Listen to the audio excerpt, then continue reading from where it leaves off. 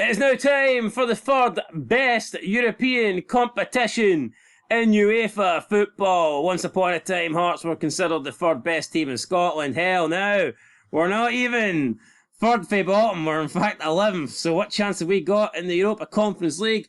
Finney Mac would say, no chance in hell, but we're going to look at the squad. We're going to determine for ourselves whether Hearts can turn this around. Can we have any success in Europe, or are we simply there to make up the numbers? Welcome back, guys, to Fog Football. We're going to look at who's making up the numbers here in this Hearts squad right here, right now, starting with 41-year-old Craig Gordon. Craig Gordon, Sander Clark, Cooper Wilkie. No idea who he is, I'm not going to lie. Never heard of him. He's only 16. You know what? It's the strongest area of the pitch, obviously. Sander Clark, not worthy of a nationality, apparently. Must have had that revoked after the Euros. Well, maybe he's Russian or whatever, Belarusian, but yeah, he's got no nationality for some strange reason. But earlier you spoke about goalkeepers and you said that the Rangers have better goalkeepers than Celtic. The Hearts have better goalkeepers than Celtic. Or is Craig Gordon too old now to be in that? Well, I mean, Kasper Schmeichel's old. I like Gordon, but you know, they're at Hearts at the end of the day. That's going to weigh them down. In 11th place in the league. I mean, 2 years ago, did Hearts have the best goalkeepers in Scotland? Yeah. But one double leg break later. And it's all over. Yeah. That's pretty much it, Craig Gordon currently playing as the number one, though, due to injury to Sander Clark. Do you think he's done enough to hold on to that position? Why not? Or does it not bode well for him, the fact that he's came back in and Hearts are struggling big time? Not that I look at any of the games Hearts have lost and I blame Craig Gordon, not at all. I just think at the age of 41, it's like... It's now or never. It doesn't make sense for NAISMITH to go with Gordon if he thinks Clark's better. Or equal. You know what I mean? You alright there? Yeah, I near died a hiccup. Anyway, hiccup your ass on it here, Jabroni. It's the best area of the pitch. Absolutely. Absolutely. Let's move on to the defence then. Defence is as follows. Frankie Kent, Stephen Kingsley, Craig Halkett, Oyokoki, Rawls, Penrice, Luke Roffey, Adam Forrester, Lucas Smith, Matthew Giles, Louis Selfridge, Andres Salazar, and Gerald Taylor. It's like the lower you go, the worse it kind of gets. The Who's? Yo, Rangers made Gerard Taylor look like a rock star. Thoughts on the age of these players? Worrying. 17, 17, 18, 19, 19, 21, 23. I mean, yeah, give some experience, but I mean, what I would that's say a is fucking insane amount of defenders. majority of these guys will never see any game time. Oh, yeah. They're just in there to make up the numbers, which is fair enough. In terms of the standout players, I mean, hopefully Craig Halkett, you know, he stays fit, he stays injury free. I'd like to see him in there.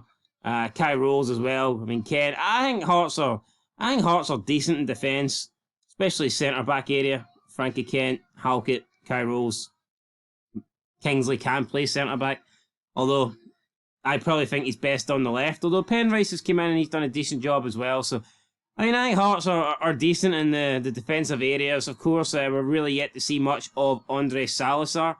And Gerard Taylor looked like a world beater after one game, but since then hasn't really hit those heights. So, yeah, I don't really know what to make of those two. Hopefully, though, they can get better throughout the season.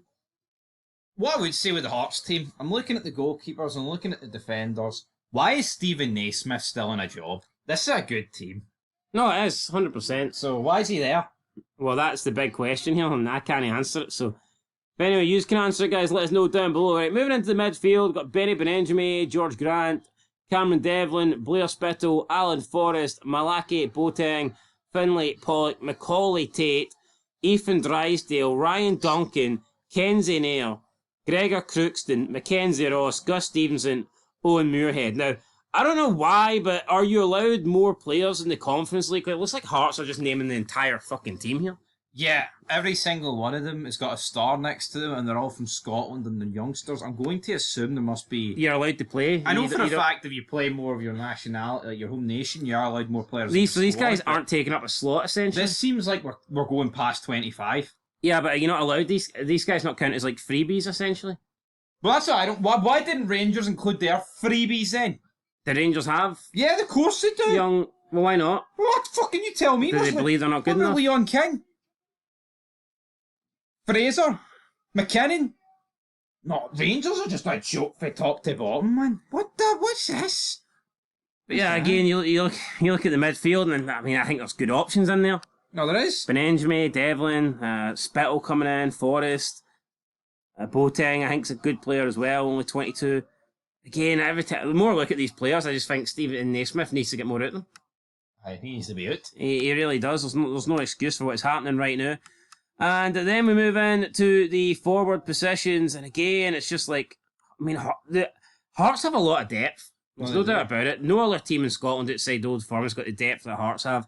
Got Lauren Shankland, Barry Mackay, Yutaro Oda, Jan Danda, James Wilson, who's a very good prospect, Liam Boyce as well in there, Callum Sandilands, decent wee name there, Kai Smutek, Bobby McLucky, Simpson Plevisic, and Kenneth Fargas in there as well. So, I mean, what do you make of Fargas? I think he's been pretty good this season. From I think he's been the only decent player in a forward area.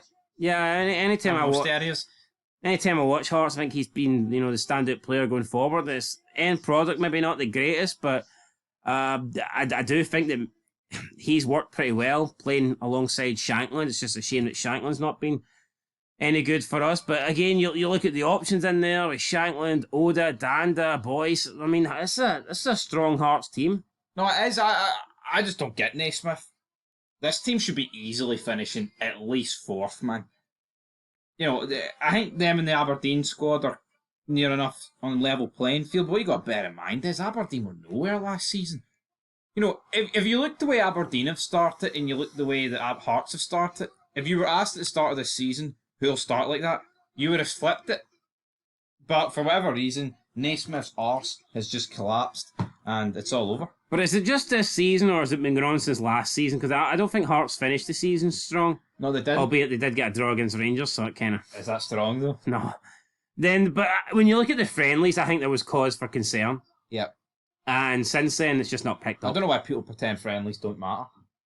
Well, yeah, I mean, I tell you what, I remember in June, July, whatever, when the friendlies were going on, we were saying how Hearts and Rangers were struggling and Celtic looked really good. And all we heard on this channel was people defending it and saying, friendlies don't count, doesn't matter, they're not real games. Well, it seems to me that Celtic have carried on their friendly performances. Rangers and Hearts have carried on their friendly performances, and we're seeing that pay off in the league. Yep. I don't know, to say that the friendlies don't matter is ridiculous. I'd rather my team playing great in a friendly than playing shite. Exactly.